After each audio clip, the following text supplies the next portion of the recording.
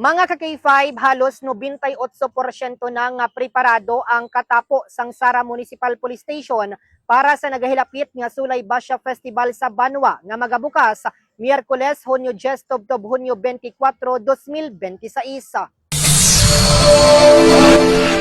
Sa interview sang K5 News sa Sara kay Police Lieutenant Brett J. Balopeño sa hepe sang Sara Municipal Police Station, ginpahayag sini nga naka-all force ng ilang mga personnel para masiguro ang kalinong kag seguridad sang publiko, labi na sa mga lugar nga masami ginakadtuan sa mga pumuluyo. Dugang paniya nga naka-full alert status man ang ila istasyon sa bugos nga tion sang selebrasyon kun sa riin kada gabi maga-deploy sila sang dugang nga mga pulis sa mga lugar nga ginapaabot nga madamo ang tawo. Ang superpower sa Mighty C, lakas tensya, matalinaw, Mighty C.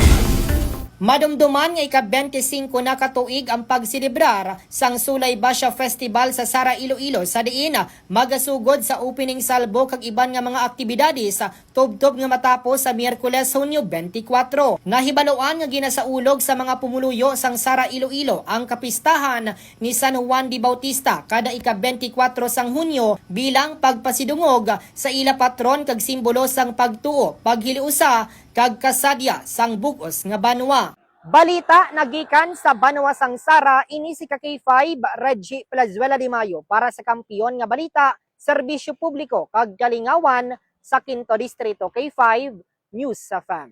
DTX 500. Di na problema mo bala ang mataas ka blood sugar level? Mag DTX 500 na.